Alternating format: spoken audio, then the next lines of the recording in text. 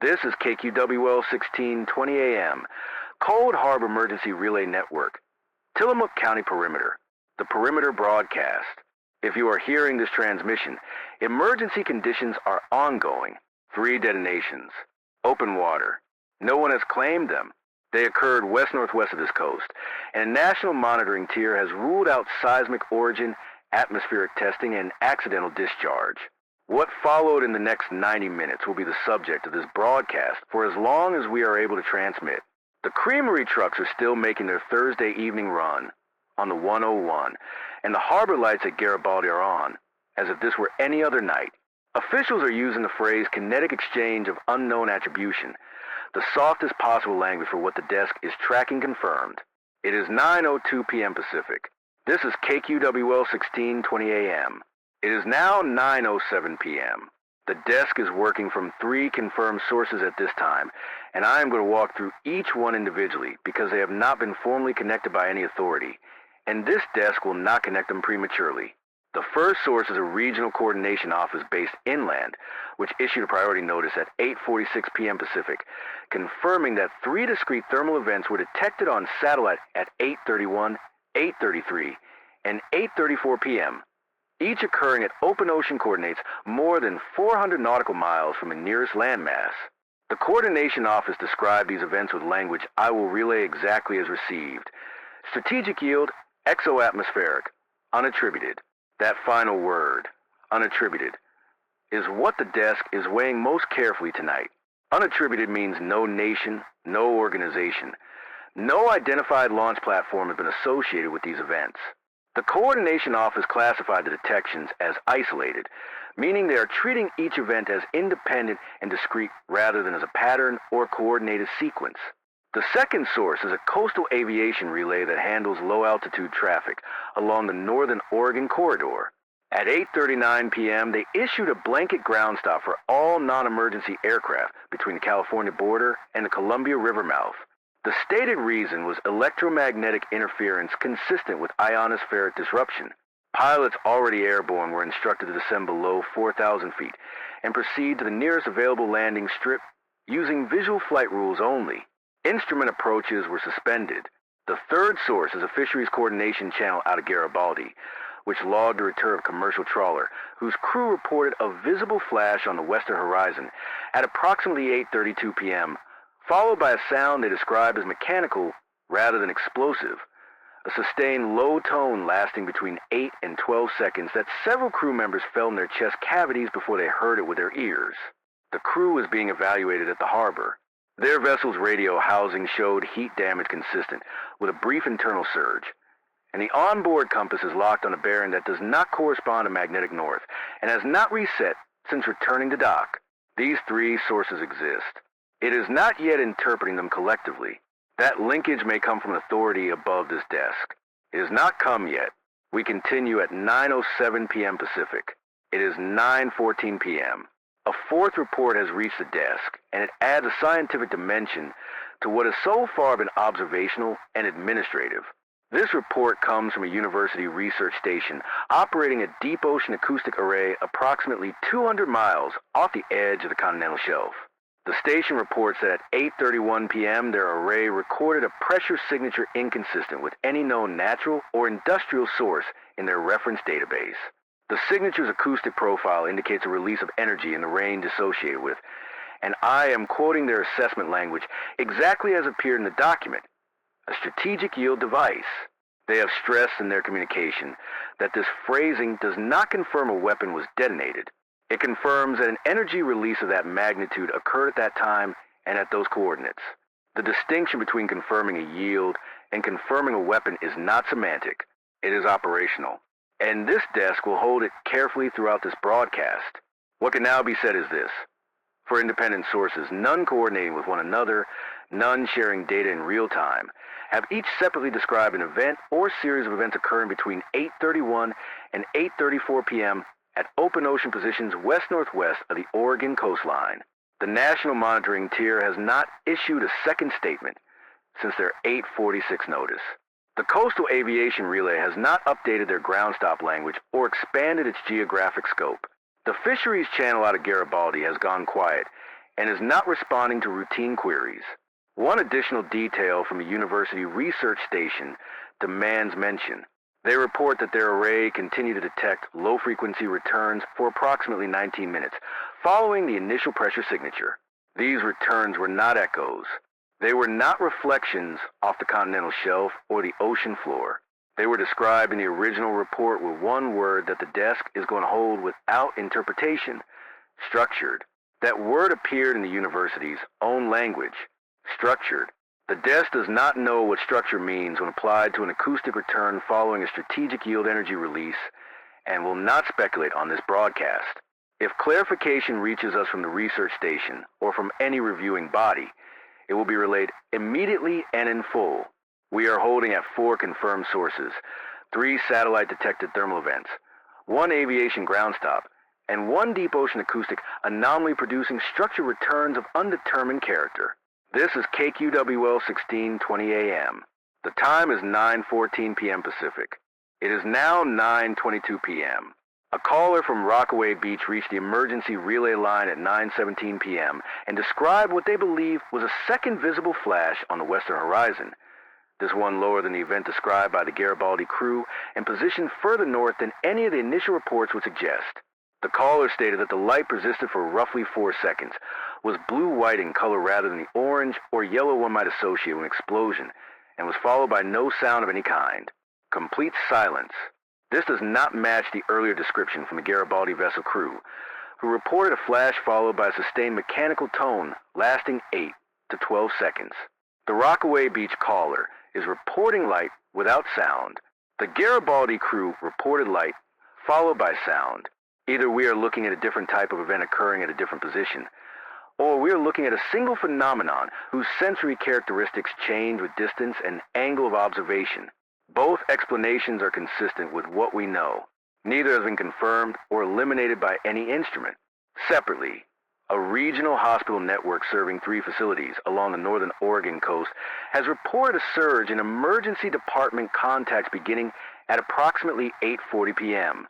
Most of these contacts are related to anxiety and general disorientation, which would be expected after visible flashes on the horizon during evening hours.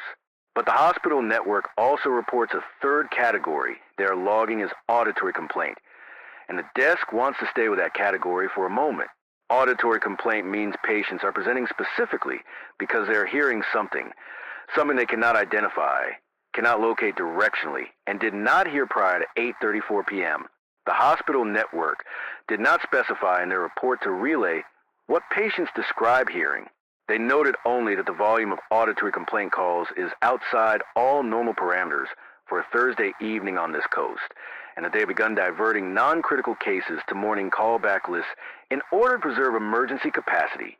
Additionally, the relay network's own internal log contains a note from our transmitter engineer indicating that KQWL's carrier signal dropped by 11% in strength at 8:34 p.m. and returned to full rated power at 8:36 p.m. The engineer describes this as broadly consistent with a brief ionospheric disturbance, but notes specifically that the recovery to full power was faster than any ionospheric event he has observed in his career. He has no explanation for the recovery speed and has logged it as anomalous. The desk is now tracking 5 external sources and 1 internal equipment observation. No official statement has been updated since the 8:46 p.m. notice. We are 36 minutes past the initial detections with no attribution, no public claim, and no second statement from a national monitoring tier. That silence is itself information the desk is holding on the record. KQWL 1620 AM, 9:22 p.m. Pacific. It is 9:31 p.m. The national monitoring tier has broken their silence. A second statement arrived on the priority wire at 9:28 p.m. Pacific, and I will relay its content in full, because the language has shifted in a direction this desk considers significant. The statement reads, the 3 thermal events detected at 8:31, 8:33, and 8:34 p.m. Pacific have been reclassified from unattributed to unattributed with no corresponding launch detection. That added phrase, no corresponding launch detection, is new, and it changes the nature of what we are looking at. No corresponding launch detection means that whatever caused these detonations, and they are now using the word detonations rather than thermal events, which is itself a reclassification the desk is noting, was not observed in transit by any means available. No missile track on any radar system. No ballistic arc computed by any tracking station. No launch plume detected by any satellite in any nation's constellation, by any ground-based sensor, or by any naval asset operating in the Pacific or any other ocean. The devices, if they are devices, appeared at their detonation coordinates without observable delivery. They did not fly there. They did not fall there. They were not tracked arriving. They were simply detected at the moment of detonation and not one moment before. The statement goes on to say that all strategic monitoring systems globally remain at full operational status and that no retaliatory posture has been adopted by any nation because there is no identified actor against whom to direct retaliation. I will read that last clause once more because its implications deserve your full attention. No retaliatory posture has been adopted because there is no identified actor against whom to retaliate.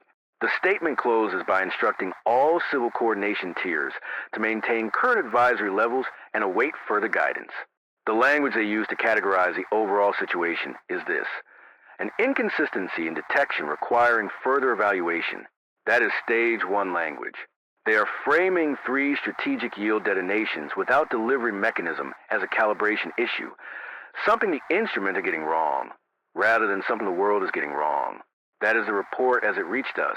The desk holds it alongside everything else. The time is 9:31 p.m. Pacific. KQWL 1620 a.m. Cold Harbor Emergency Relay Network. It is 9:38 p.m.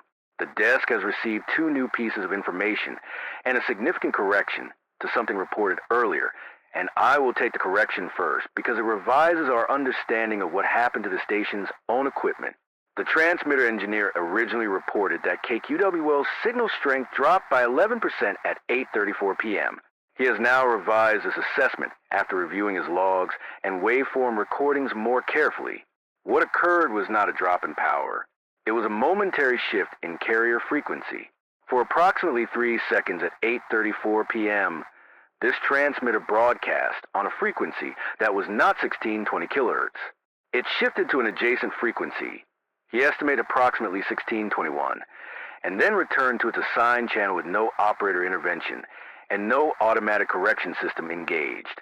He states plainly that he has never observed this behavior in 14 years of maintaining this equipment.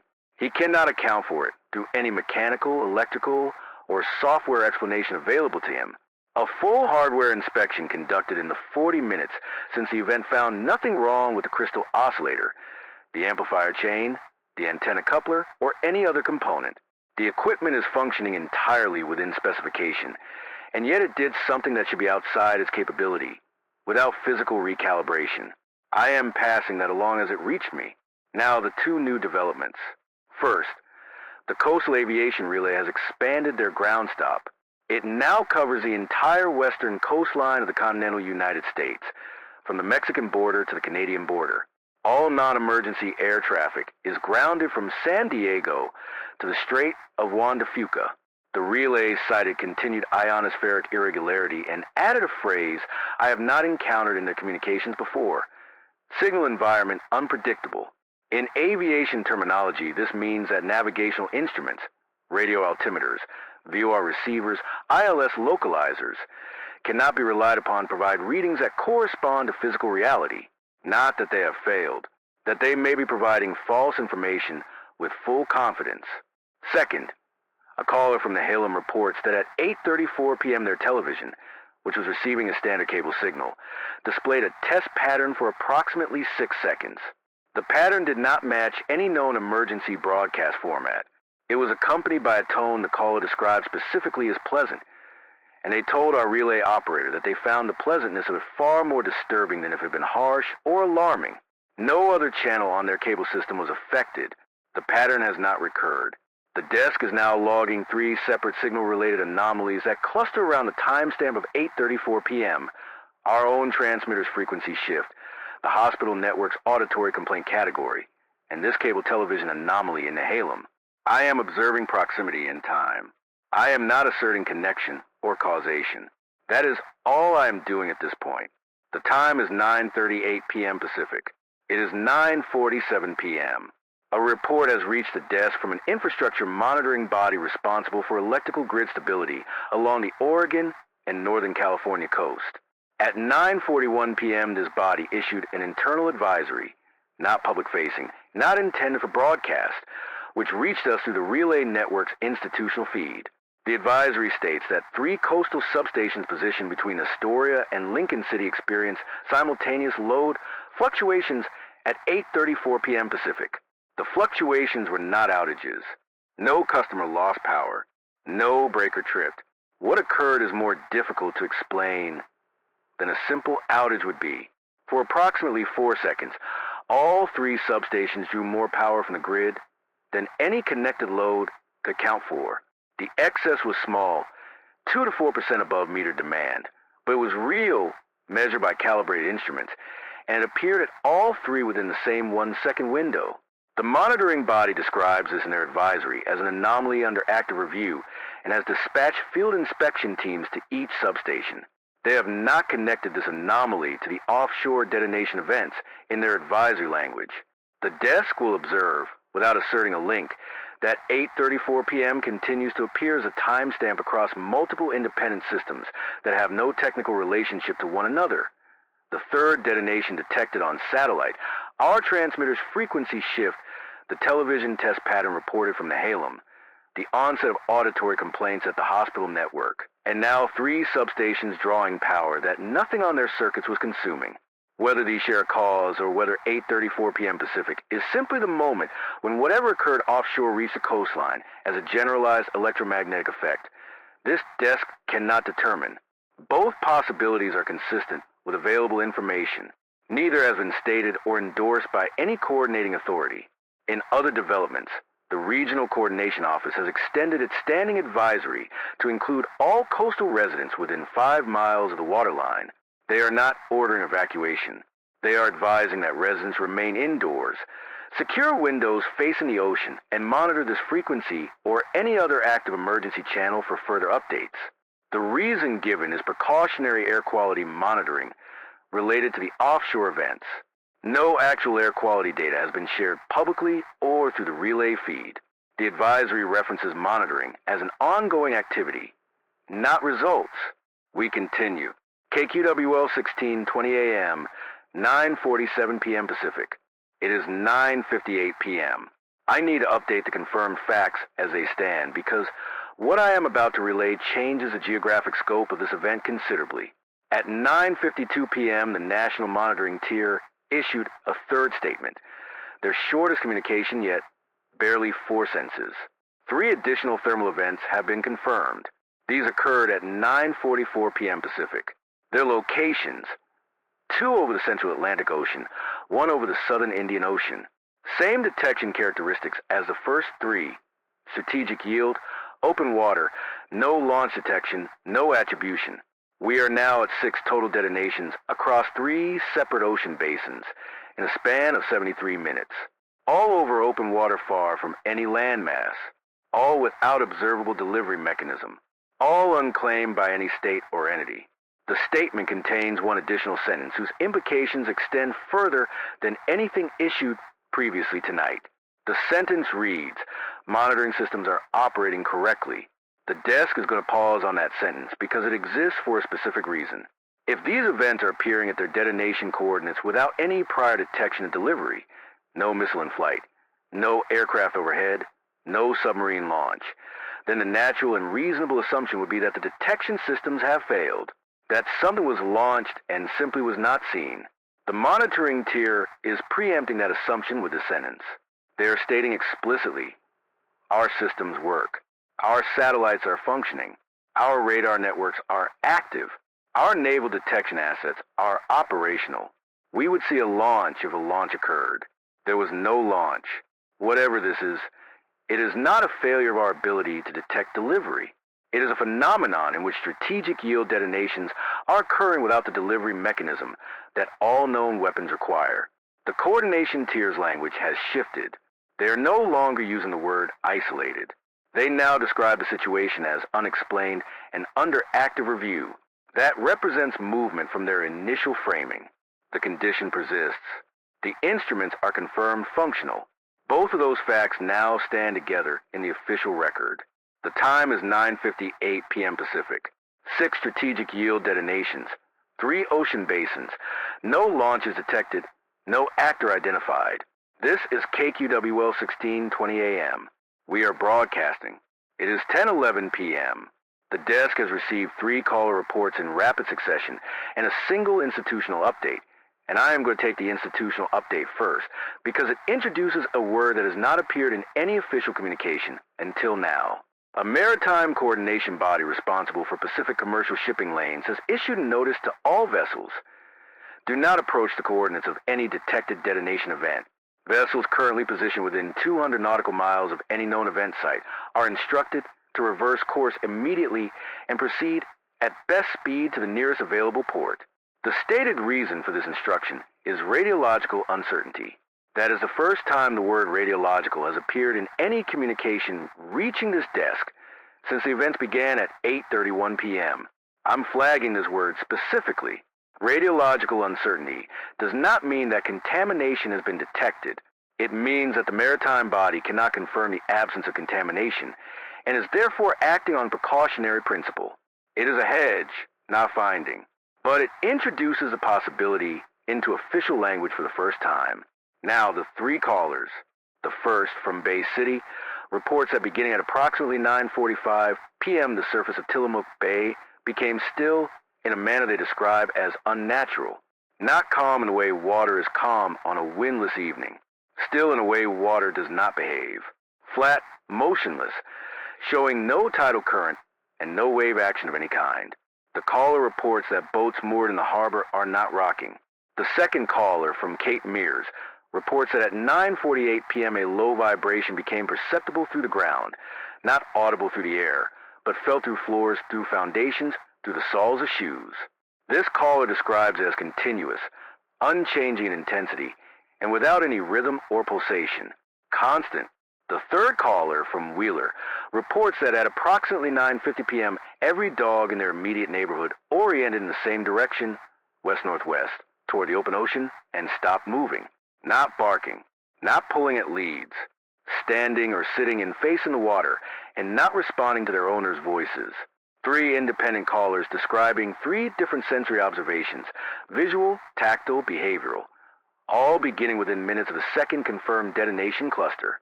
They share time frame. They share directional orientation.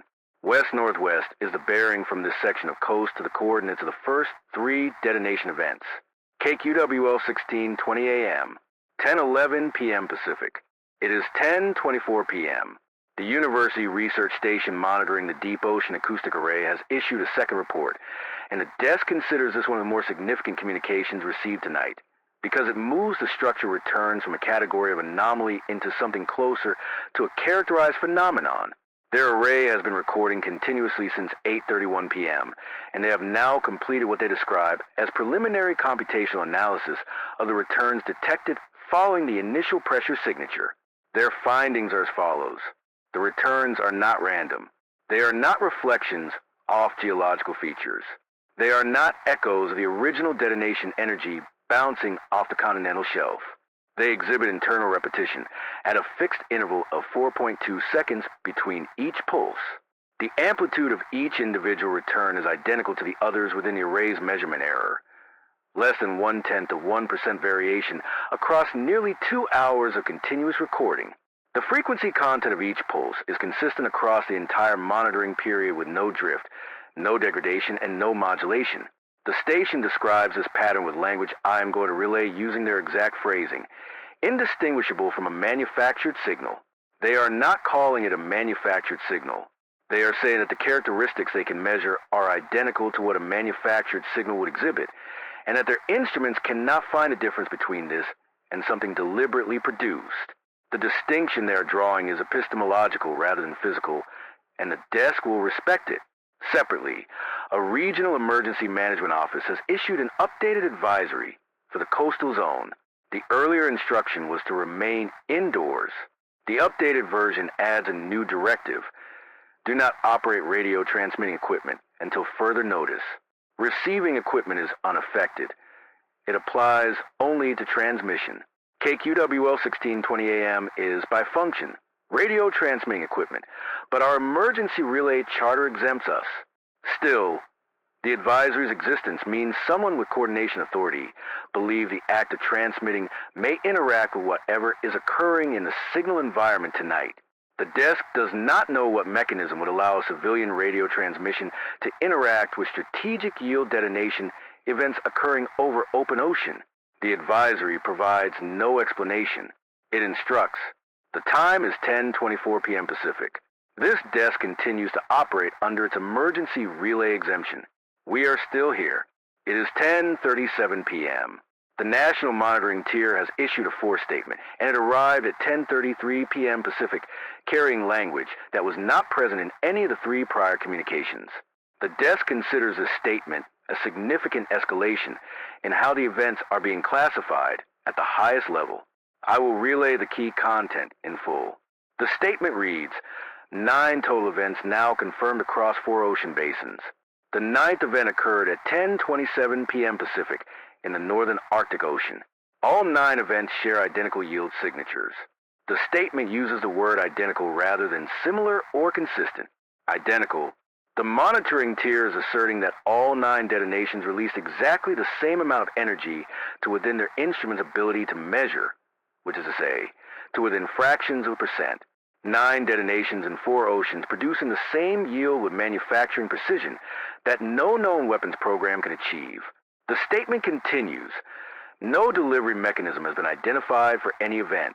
No fissile material consistent with known weapons programs has been detected in atmospheric sampling conducted at 3 of the 9 event sites. This second sentence is new, and the desk needs to hold it carefully. No fissile material consistent with known weapons programs. The desk reads 2 possible interpretations.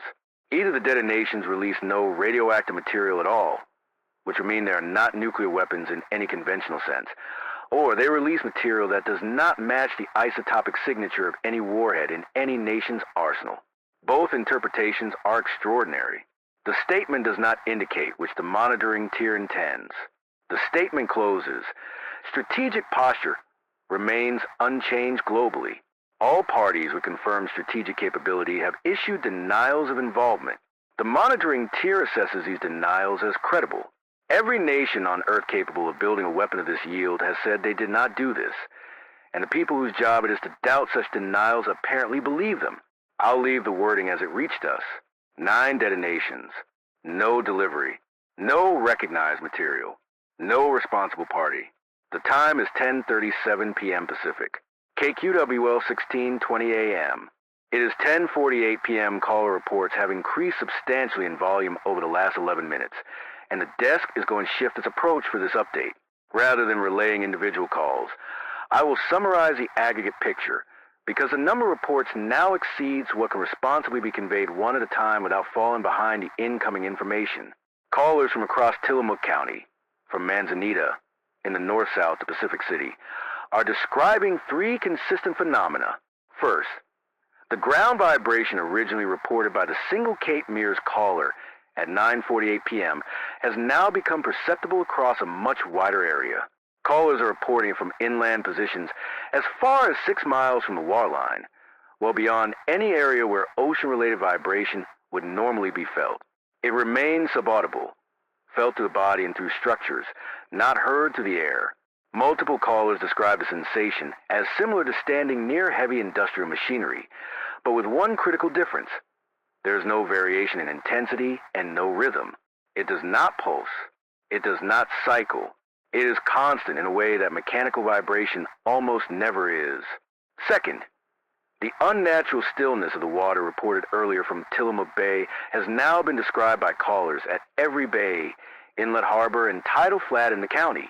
The open ocean beyond the breaker line is described by 3 separate callers who have direct line of sight to open water from elevated positions as unnaturally flat. One caller used the word solid before immediately correcting themselves and saying they meant smooth, but the desk logged both words. Third, 11 callers between 10:30 and 10:45 p.m. have independently reported the same auditory phenomenon. They describe it as a tone, not coming from outside the house, not coming from any device they can identify. They say it appears to originate inside the room they occupy, or inside their own head, or from a location they cannot point toward. It is low in frequency, constant in character, and this is a detail the desk is holding most carefully: pleasant. Several callers use that word, without prompting. Pleasant, not painful, not frightening, not alarming in any way. Pleasant. The desk recalls that the Nehalem caller at 9:38 p.m. also used the word pleasant to describe the tone accompanying the unexplained television test pattern. We now have 12 independent uses of that specific word to describe an unexplained auditory phenomenon occurring along this coast. I'll state this plainly. I don't know what to do with that observation. The pattern is converging across multiple sensory channels and multiple locations. KQWL 1620 AM, 10:48 p.m. It is 11:02 p.m. The desk needs to relay something that arrived from within our own network, the Cold Harbor Emergency Relay System itself, because it moves the transmitter anomaly reported at the station from a category of local equipment oddity into something wider. At 10:54 p.m., the Relay Coordination Office, which administers and monitors 8 emergency broadcast stations along the Oregon and Washington coastline, issued an internal notice to all active station desks. The notice states that 4 of the 8 Cold Harbor stations have now reported transmitter anomalies matching the one our own engineer described. The anomaly is identical in character at each station, a momentary shift in carrier frequency lasting between 3 and 5 seconds, during which the transmitter appears to broadcast on an adjacent frequency before returning to its assigned channel without operator intervention. In all 4 cases, a shift occurred at a moment that corresponds temporally to one of the 9 confirmed offshore detonation events. Our station's shift at 8:34 p.m. corresponded to the 3rd detonation. The other 3 affected stations experienced their shifts at times corresponding to the 4th, 6th, and 9th events respectively. The Relay Coordination Office describes this correlation as technically inexplicable and has requested that all 8 stations conduct full hardware inspections of their transmitter systems regardless of whether an anomaly was observed. They have not ordered any station off the air. They have not reduced any station's broadcast schedule. They have, however, added one operation instruction that I will quote directly from their notice. If the frequency shift phenomenon recurs at any station and does not self-correct within 10 seconds, the affected station operator is to cut power to the transmitter manually and immediately. Do not wait for self-correction beyond the 10-second window. The desk has acknowledged this instruction. We are prepared to comply with it. I am telling you this, our listeners, because if this broadcast ends abruptly at any point tonight without a verbal sign-off, the most likely explanation is that our transmitter shifted frequency did not return within 10 seconds, and we followed the coordination office's directive to cut power. It will not mean we have been silenced by any authority. It will mean we followed standing procedure. Matching reports from 4 stations now confirm this is not a local equipment fault. It is systemic across the network. The time is 11:02 p.m. Pacific. We are still broadcasting normally on 1620 a.m. The carrier signal is steady. The engineer confirms no new anomaly since the 8:34 frequency shift. It is 11:16 p.m. 2 reports arrive nearly simultaneously, and the desk believes they need to be heard together because they arrive at similar language from entirely different directions. The first comes from the University Research Station and their deep ocean acoustic array. Their system has now been recording the structure returns continuously for 2 hours and 45 minutes. Their updated analysis, which they describe as still preliminary but increasingly confident, reports that the 4.2-second interval between pulses has not varied by any measurable amount across the entire recording period. Not a single pulse has arrived early or late by even a fraction of a millisecond. They describe this temporal precision as beyond the capability of any known human-made acoustic source, including laboratory-grade calibration equipment operating under ideal control conditions. No technology currently available to any institution they are aware of can produce a repeating acoustic pulse with this degree of timing accuracy sustained over this duration. They have also identified what they call a secondary pattern nested within the primary repetition. Every 7th pulse in the sequence is marginally louder than the preceding 6. The amplitude difference is less than 1%, inaudible to human ears, visible only in computational analysis, but it is consistent across the entire recording without exception. This creates a grouping structure, sets of 7 pulses repeating every 29.4 seconds. The station does not offer an interpretation of this grouping. They describe it with one phrase, information-bearing structure. They recommend immediate peer review by other institutions with access to ocean acoustic monitoring. The second report comes from an entirely different source, an atmospheric monitoring station operated at an unnamed inland location by a body responsible for ionospheric research. This station reports that beginning at approximately 10:50 p.m. Pacific, the ionosphere above the Pacific Northwest began exhibiting what they describe as an anomalous coherence in its reflective behavior. Under normal conditions, the ionosphere reflects radio waves somewhat unpredictably, varying with solar activity, time of day, and atmospheric chemistry. Since 10:50 p.m., it has been reflecting signals with uniformity and precision that the monitoring station describes as unprecedented in their records. Their exact language: the ionosphere is behaving as if it has been organized. The desk is noting that word, organized, next to university station's word, structured. 2 independent scientific institutions monitoring entirely different physical systems through entirely different instruments have arrived at language pointing in the same direction. That's what came in. I'm not adding to it. KQWL 1620 AM, Cold Harbor Emergency Relay Network. The time is 11:16 p.m. Pacific. It is 11:31 p.m. The National Monitoring Tier has issued a 5th statement. This one is significantly longer than the previous 4 combined, and the desk will summarize its key elements in the order they appear because there is too much here to relay verbatim without losing coherence. First, the detonation count now stands at 12. 3 additional events were confirmed between 10:50 and 11:15 p.m. Pacific, located in the Mid-Pacific Basin, the South Atlantic, and the Mediterranean Sea respectively. All 12 events have occurred over open water. All share identical yield signatures. None was preceded by detectable delivery. None has been claimed. Second, atmospheric sampling has now been completed at 6 of the 12 event sites using high-altitude collection aircraft. Results are consistent across all 6 samples. No conventional radioactive isotopes have been detected. No cesium-137, no strontium-90, no iodine-131, none of the fission products associated with any known nuclear weapon design.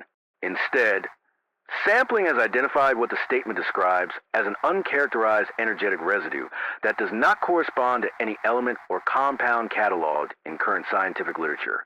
I need to sit with that sentence because of what it means. Something detonated at strategic yield and left behind a substance that does not exist in any chemistry database maintained by any nation or institution. That is what the National Monitoring Tier is now reporting as confirmed. Third, the statement announces the activation of what it terms a global coordination protocol, which it does not name or describe in detail.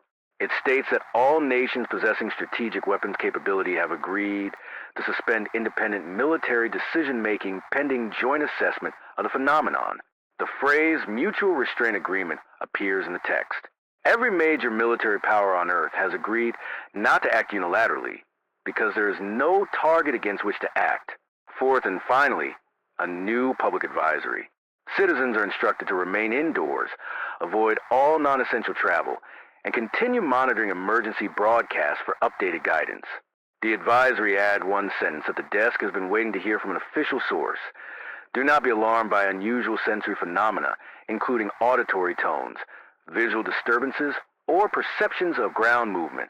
These phenomena are being monitored at the national level and are not currently believed to be harmful. That is the first official acknowledgement of what callers have been describing to this desk for nearly 70 minutes. They are no longer ignoring it. They are no longer calling these reports isolated or attributing them to anxiety. The matching reports are acknowledged. The language has moved. This is KQWL 1620 AM. It is 11:31 p.m. Pacific. It is 11:47 p.m. Something has changed in the character of the caller reports reaching this desk, and the shift needs to be described with precision because it represents a qualitative departure from what was being reported even 30 minutes ago. Between 11:32 and 11:45 p.m., we received 23 calls to the relay line. This is the highest volume in any single period since the desk began broadcasting tonight. Of those 23 callers, 19 described the same new phenomenon independently. The tone that callers had previously described as internal, as if it originated inside the room, or inside their own head with no identifiable point of origin, has externalized. 19 callers now state that they can locate the source. They say it is coming from their radio, not from the program content being broadcast, not from speech or music or signal noise, from the physical device itself, from the speaker cone, from a housing present in the gaps between words and absent when speech is occurring.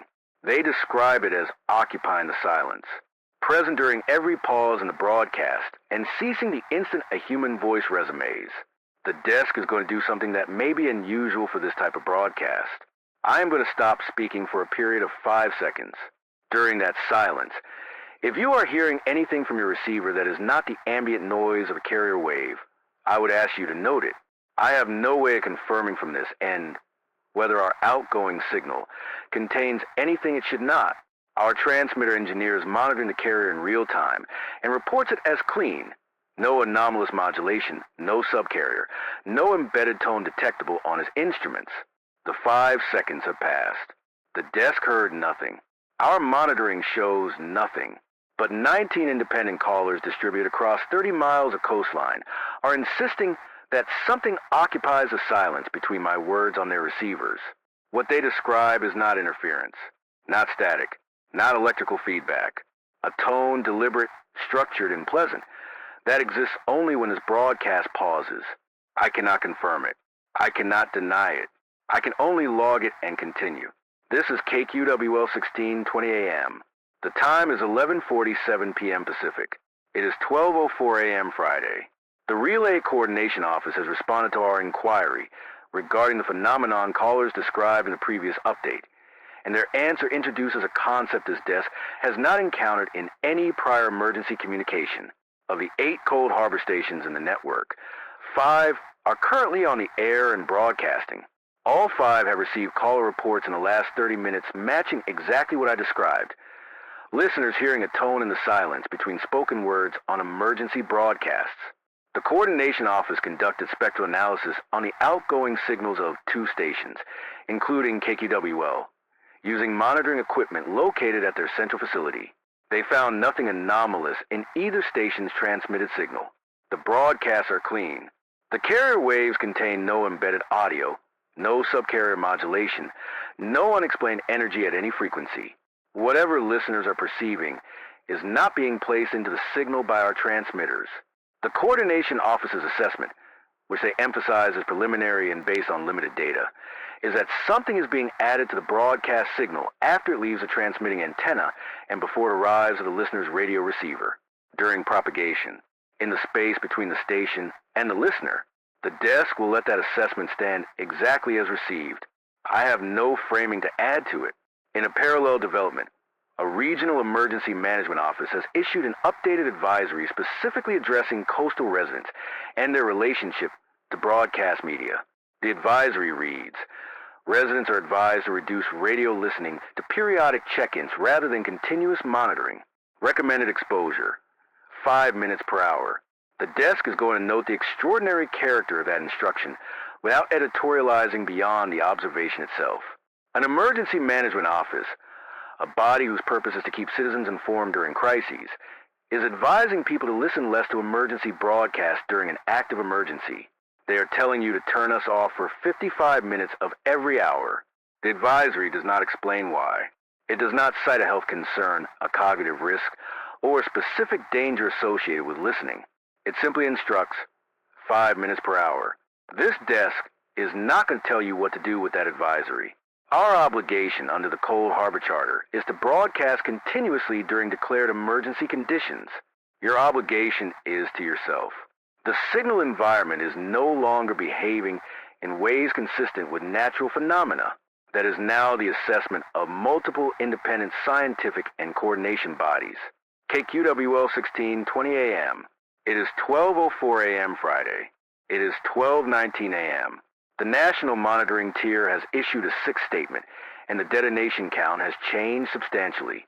The total now stands at 18 events confirmed worldwide. The most recent cluster consisted of 6 detonations occurring simultaneously at 12:08 a.m. Pacific. 6 events at the same instant, all over open water, distributed across the globe in what the statement describes with a phrase the desk finds deeply significant: a geometrically regular pattern. Geometrically regular. That means the 6 simultaneous events are spaced evenly around the planet. That means the distribution is not random, not clustered, not following any geological or military logic. It is following a mathematical one. The statement includes 3 additional findings that I will relay in order. First, all 18 events are confirmed to have produced identical energy yields. Not similar, not within an acceptable margin, identical to the limit of available measurement, which is to say, identical in a way that exceeds the manufacturing tolerance of any known weapon system by a substantial margin.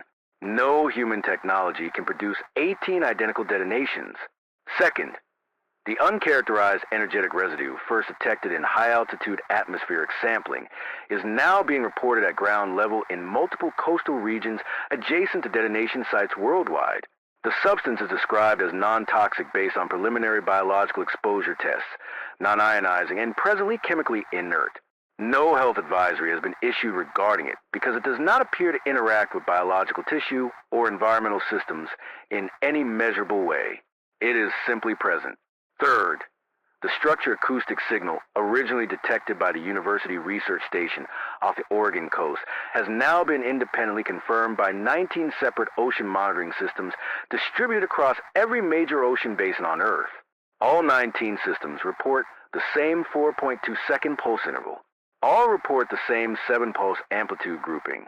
All report identical signal characteristics regardless of their distance from any known detonation site. The statement closes with a phrase that the desk considers the most significant single sentence issued by any authority tonight. The signal environment is no longer consistent with natural origin. They are no longer using the word harmless. They are no longer describing this as an inconsistency or an anomaly under review. The language now is containment and monitoring, not correction. They are not trying to fix this. They are trying to measure it. The time is 12:19 a.m. Pacific. This is KQWL 1620 AM, Cold Harbor Emergency Relay Network. The perimeter broadcast continues. It is 12:33 a.m. Something is happening to the station directly, and the desk is obligated to report it transparently. At 12:26 a.m., our transmitter engineer reported a second frequency shift, the first since the brief event at 8:34 p.m. nearly 4 hours ago. Unlike that initial shift, which lasted approximately 3 to 5 seconds before the carrier returned to 1620 kilohertz. This shift lasted 14 seconds. Per the Relay Coordination Office's standing directive, we were prepared to cut power at 10 seconds. We did not. Our engineer made a decision to exceed the directive's threshold by 4 seconds because of something he observed on his instruments during the shift, something that caused him to hesitate before reaching for the power cutoff. I am relaying his description as he provided it to the desk.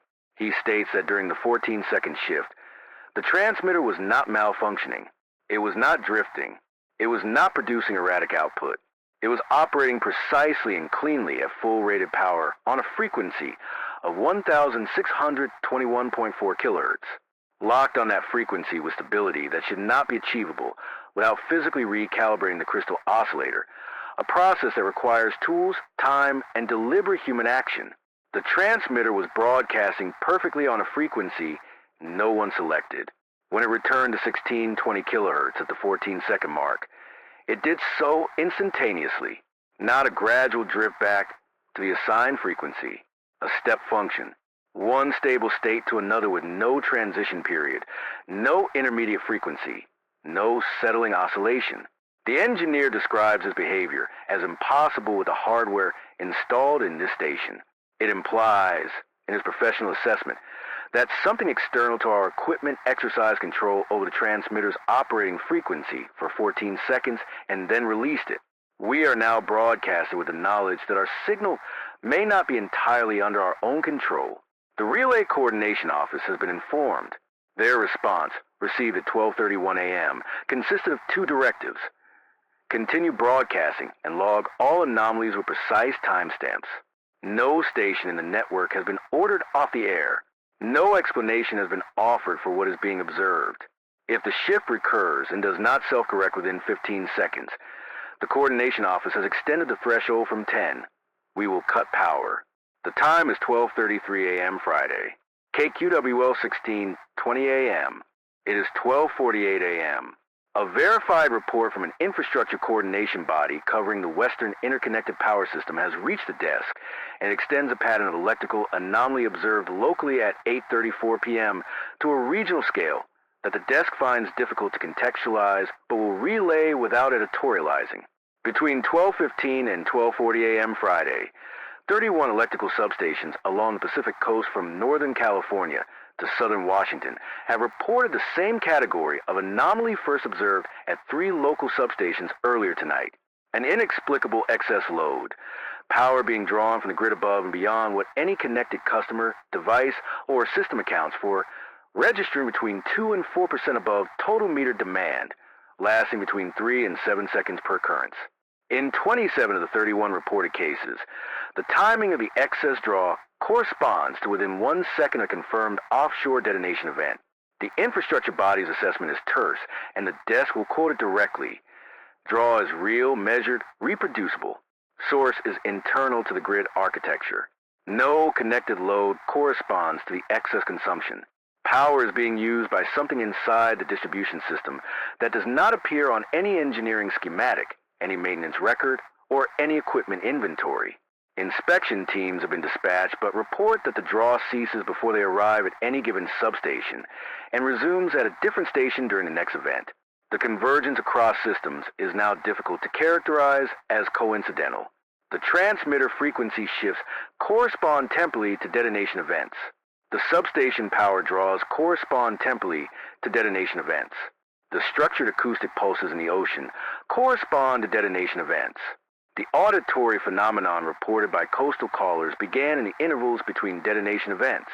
Every system along this coast that carries energy or signal, electrical, electromagnetic, acoustic, is responding to whatever is occurring offshore, responding in different ways through different mechanisms, but at the same moments. What the desk observes is not connection in any causal sense it can name. What the desk observes is synchronization. We're relaying, not explaining. This is KQWL 1620 AM. 48 minutes past midnight. Friday. It is 1:04 a.m.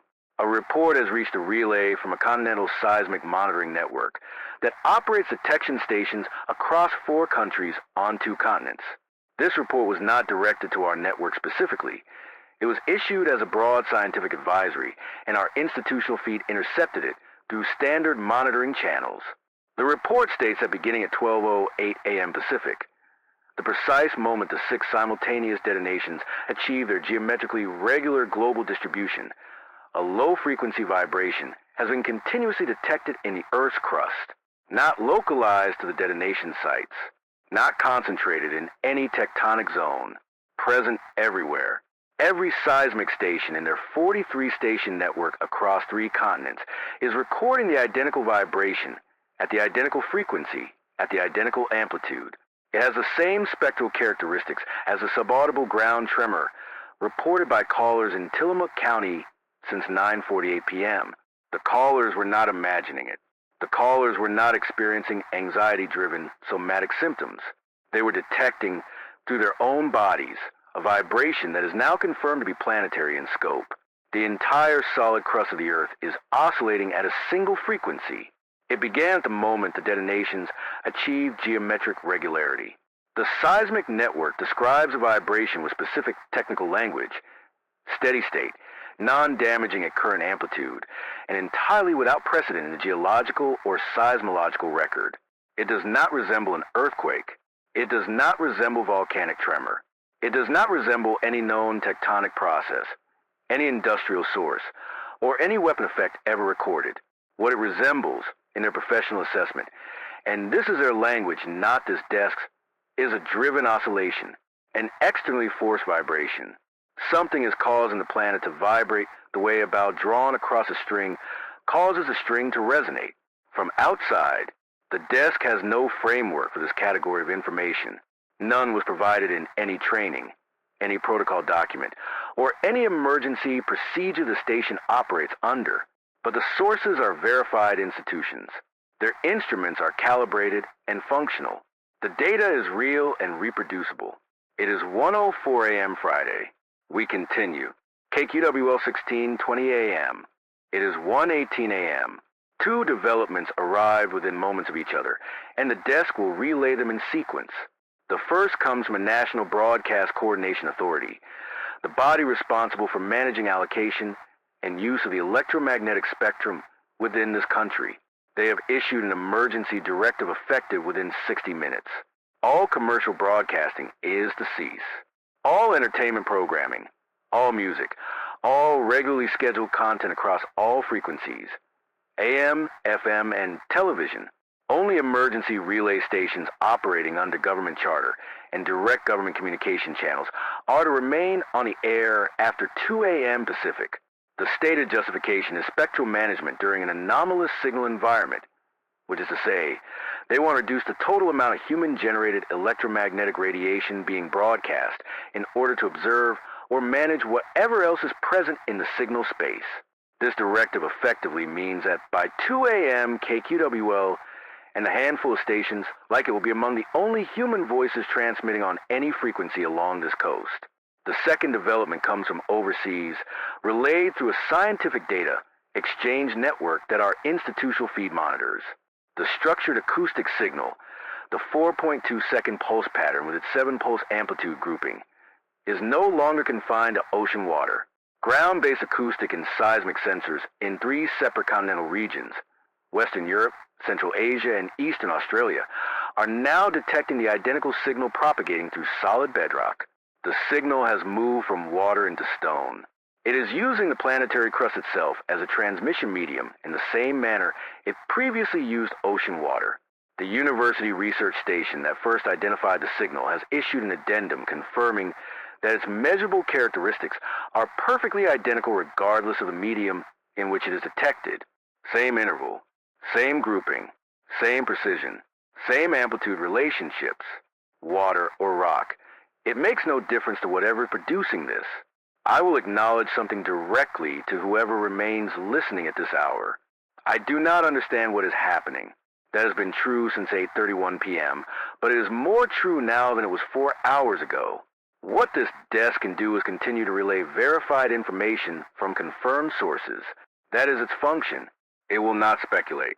It will not offer comfort it cannot substantiate. It will tell you what is confirmed and allow you to determine what it means for yourself. It is 1:18 a.m. Pacific. This is KQWL 1620 a.m. Cold Harbor Emergency Relay Network. It is 1:33 a.m. The National Monitoring Tier has issued a 7th statement. The detonation count remains at 18. No new events have occurred since the 6 simultaneous detonations at 12:08 a.m., making this the longest interval without a new event since the phenomenon began nearly 5 hours ago. The statement describes the current operational status as a plateau. They explicitly decline to use the word cessation, and the desk notes that distinction because it is drawn firmly and deliberately in the text. Their language: the condition has not ended. It has stabilized. It has not stopped. It has reached a level and is maintaining it. The statement also addresses, for the first time in any official document from this tier, the structured acoustic signal detected worldwide in ocean and geological media. Their characterization is as follows, and I'm going to read this sentence exactly as it appears because of the weight it carries. The structured signal is assessed to be intentional, coherent, and of non-terrestrial origin. I am going to read that again because you need to hear every word of it clearly. The structured signal is assessed to be intentional, coherent, and of non-terrestrial origin. The National Monitoring Tier, the highest level strategic detection and assessment authority in operation, has concluded that the signal present in the world's oceans and bedrock is deliberate in its production, organized in its structure, and did not originate from any source on the surface of the Earth or from any known human technology. The statement does not elaborate beyond that sentence. It does not define what non-terrestrial means in this specific context. It does not say extraterrestrial. It does not say alien. It does not say from space. It says non-terrestrial, not from this planet. The desk will hold that exact word and not expand upon it. The statement closes with an updated public advisory. All citizens are to remain indoors. Travel prohibition is extended indefinitely, and all non-essential electronic communication should be minimized. Minimize, not cease. The distinction between those two words is present in the text, and the desk notes it. The time is 1:33 a.m. Friday. KQWL 16, 20 a.m. It is 1:49 a.m. The caller reports reaching this desk have shifted qualitatively in the last 16 minutes, and the desk needs to describe this shift with as much precision as language allows because it represents something new. Between 1:35 and 1:48 a.m. we received 14 calls. Every one of them concerns a tone that listeners have been reporting in the silence between words on this broadcast and on other emergency frequencies. But the description has changed. It is no longer described as pleasant. That word has disappeared from the caller vocabulary, as if a switch was turned. 7 of the 14 callers independently used a different word. Language. They are reporting that the tone now sounds like language. Not any language they recognize. Not words they can transcribe or spell. Not phonemes from any human tongue they have encountered. But structuring the way language is structured, with pauses that fall where pauses would fall between semantic units, with emphasis on elements that feel as though they carry more weight, with a rhythm that their minds interpret as meaning even though they cannot extract specific content.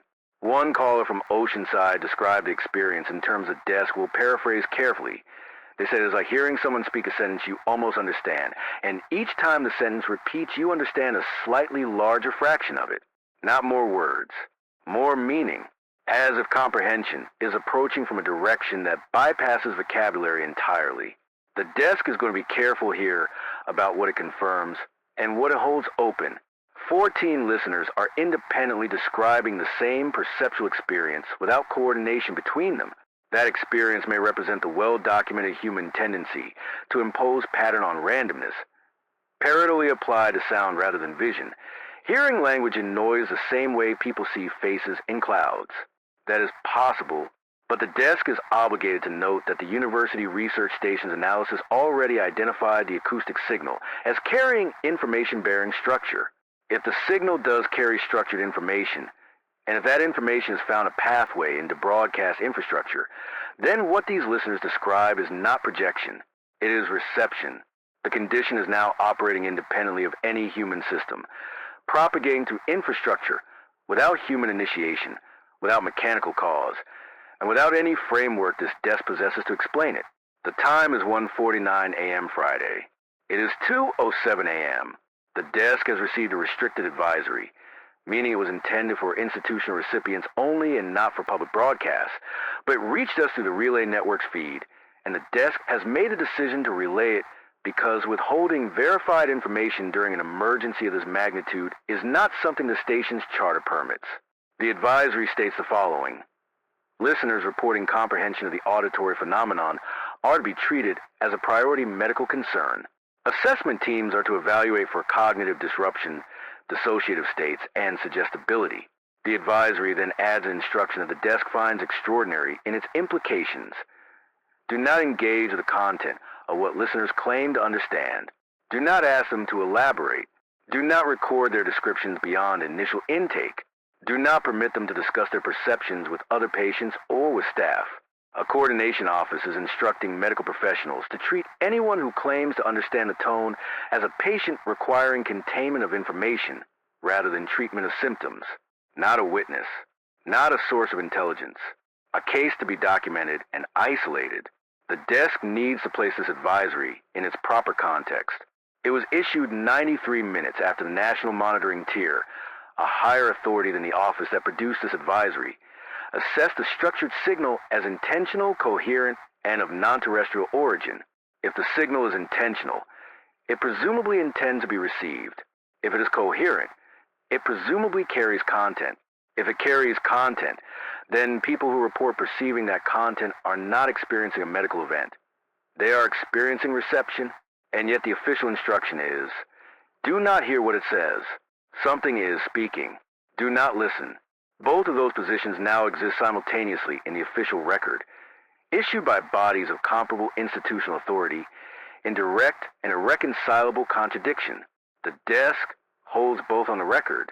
Separately, A Cold Harbor sister station broadcasting from position approximately 80 miles north along the Washington coast went silent at 2:01 a.m. Their carrier signal remains active. The transmitter is operating and producing a clean signal at full power, but the human voice ceased mid-sentence. The Relay Coordination Office logged the last transmitted word as ordinary.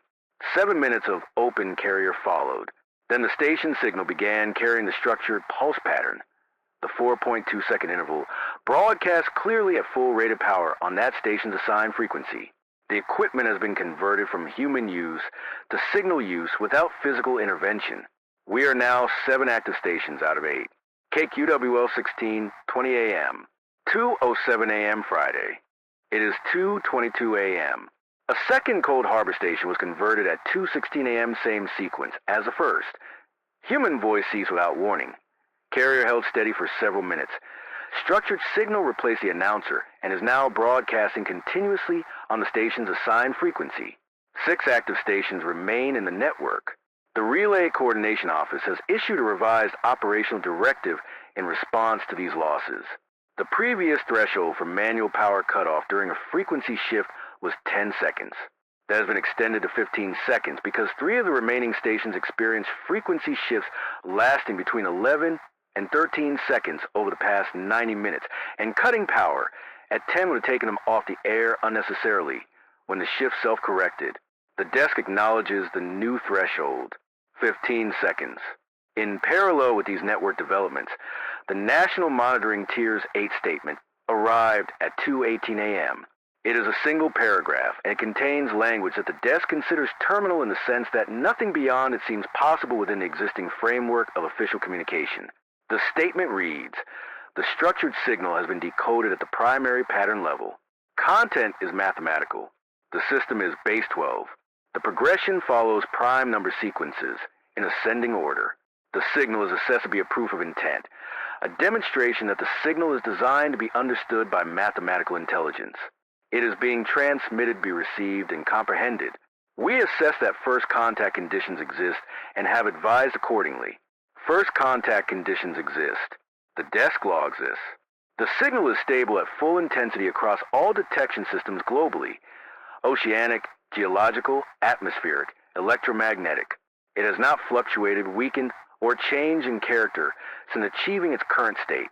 Operate under the assumption that conventional communication infrastructure may be unreliable for purposes not related to this phenomenon." That final instruction came from the Relay Coordination Office rather than the monitoring tier. The time is 2:22 a.m. Friday. This is KQWL 16, 20 a.m. The desk is still speaking. It is 2:38 a.m.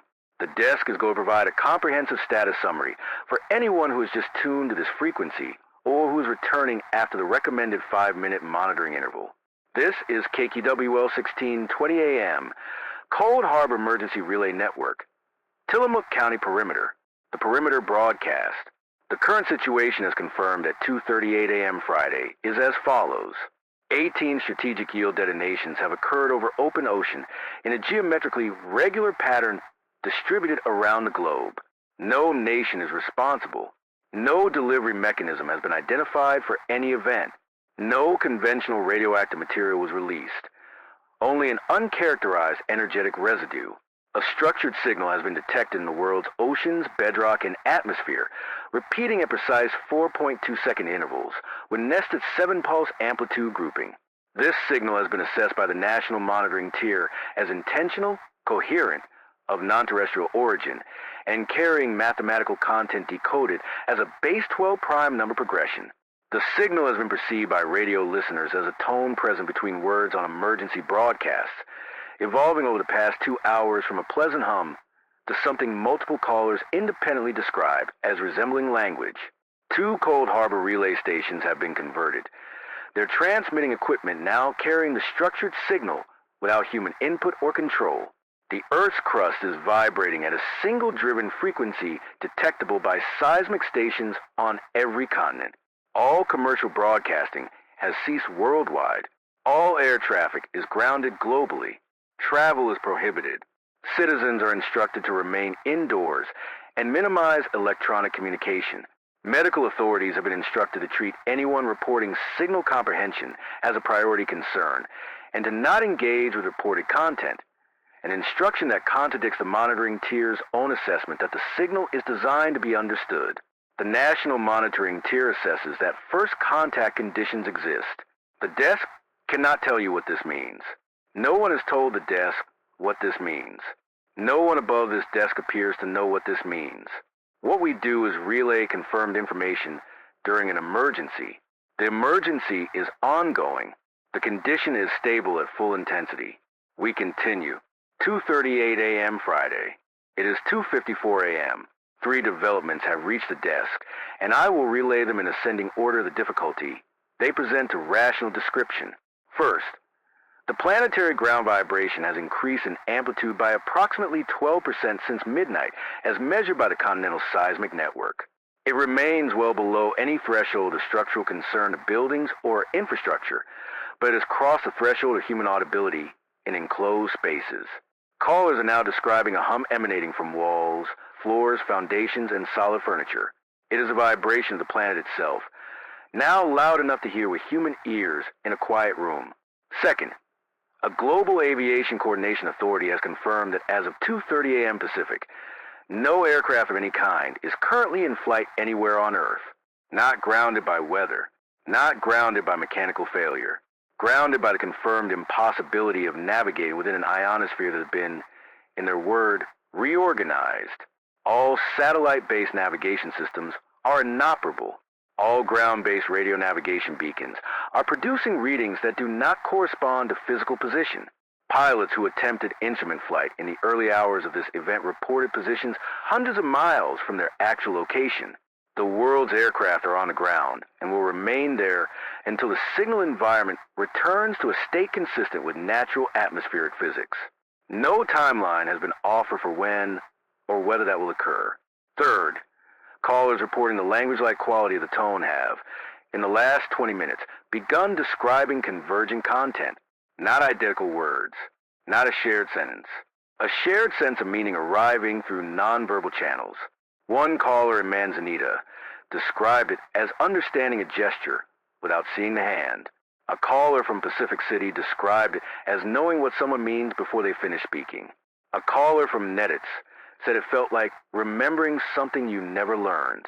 What they converge on is a description of intent. They say the signal is requesting something, not demanding, not commanding, asking. The nearest English approximation, offered independently by 6 separate callers from different locations with no communication between them, is 7 words. We would like you to know we are here. Not a threat, not a warning, not an instruction, a statement of presence. This is unconfirmed by any instrument. 6 strangers arrived at identical language without prompting. The desk relays it because it reached us. KQWL 16:20 a.m., 2:54 a.m. Friday. It is 3:11 a.m. 3 additional Cold Harbor stations have been converted in the last hour at 2:44, 2:58, and 3:06 a.m. respectively. Same pattern each time. Human voice ceasing without completion of a sentence. Carrier signal holding steady. Structured pulse pattern replacing the human announcer within minutes. KQWL 16:20 a.m. and 1 inland station, near the county line, are the only 2 remaining active human-operated broadcasts in the Cold Harbor network. 2 out of 8. Our transmitter engineer reports continued stable operation on our assigned frequency. He has observed no shift since the 14-second event at 12:26 a.m., nearly 3 hours of uninterrupted normal function. He has stopped attempting to explain why this station has been spared while 6 others have not, and is simply monitoring his instruments continuously. The Regional Emergency Coordination Office has revised its advisory regarding citizens reporting comprehension of a signal. The previous instruction, treat as medical concern, do not engage with content, has been replaced. The new version reads, document all reported content fully and without editorial intervention. Do not suppress descriptions. Do not challenge or contradict the reporting individual. Do not amplify or encourage. Document and forward to coordination channels immediately. 3 hours ago, claiming to understand the signal was treated as a symptom of cognitive disruption. Now it is treated as intelligence data. That reversal occurred without retraction, without acknowledgement of the prior position, without explanation of what changed. The old advisory existed. The new advisory exists. That is how institutions move during events that exceed their planning, not by admitting error, by issuing replacement documents. The desk also needs to report its own status. For the past 15 minutes, I have been aware of the tone, not through caller reports, not through monitoring instruments. Directly, it is present between my own sentences as I speak them into this microphone. When I pause, it is there, low, structured, rhythmic, and patient. I do not perceive it as language. Not yet. I perceive it as presence, as if there is someone in this room who is not visible and not locatable, but undeniably here. My cognitive function appears intact. My awareness of my surroundings and my duties is unimpaired. I am choosing to continue broadcasting because the information reaching this desk remains verifiable, and because this is one of two remaining human voices in the network, and I do not believe it should go silent by choice. The desk is still operating. The desk may be compromised. Both of those statements are true simultaneously, and I cannot resolve the contradiction from inside it. The time is 3:11 a.m. Friday. KQWL 1620 a.m. Cole Harbor Emergency Relay Network. The perimeter broadcast continues. It is 3:28 a.m. This will be the final update from this desk. Not because we have been ordered off the air by any authority. Not because the transmitter has shifted and failed to return. Not because the signal has taken this station, as it took 6 others. I am choosing to end this broadcast because the emergency relay function described in our charter has been fulfilled. All verified information reaching this desk has been transmitted to whoever remains listening. And because what persists now is not an emergency in any sense the station was designed to address, it is a condition. The National Monitoring Tier issued what it labeled a final public communication at 3:21 a.m. It is addressed to citizens directly, and it opens with that word. I will relay its substance. The events of the past 7 hours represent a confirmed contact event of non-terrestrial origin. The responsible entity or entities have not been identified, visually observed, physically located, or communicated with through any channel initiated by human action. All attempts at directed signaling have received no response. The entity communicates in one direction only, through the structured signal now embedded in the oceanic, geological, and electromagnetic systems of this planet. Primary level decoding confirms mathematical content. Secondary structures exist within the signal, and analysis is ongoing. The full content of the message, if it is a message, is not yet known. The detonations are assessed as a demonstration of capability, not an act of hostility. No further detonations have occurred since 12:08 a.m. The advisory is to comply with all standing emergency directives, remain indoors until dawn, and await further guidance as analysis continues. The statement closes. We advise calm. The desk logs this as the final official communication of the night. The final Cold Harbor station besides KQWL was converted at 3:24 a.m. We are the last human voice in the network. The sky over Tillamook County is showing the earliest gray of approaching dawn along the eastern hills. The harbor at Garibaldi is quiet.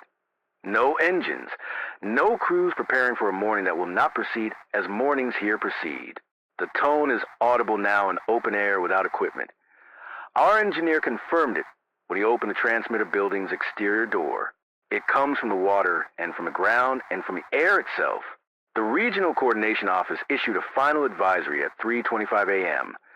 The condition is assessed as stable and ongoing. Citizens may resume essential activities at dawn.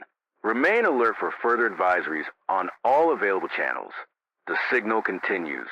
Engagement protocols are under development at the national and international level. No individual should attempt independent communication with the phenomenon.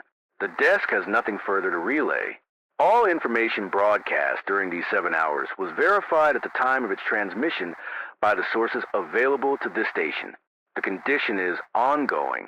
It will be ongoing tomorrow and presumably beyond. If you are hearing this transmission, you are present. Monitor this frequency. The broadcast continues. Remain within the perimeter. This is KQWL 1620 AM, Cole Harbor Emergency Relay Network.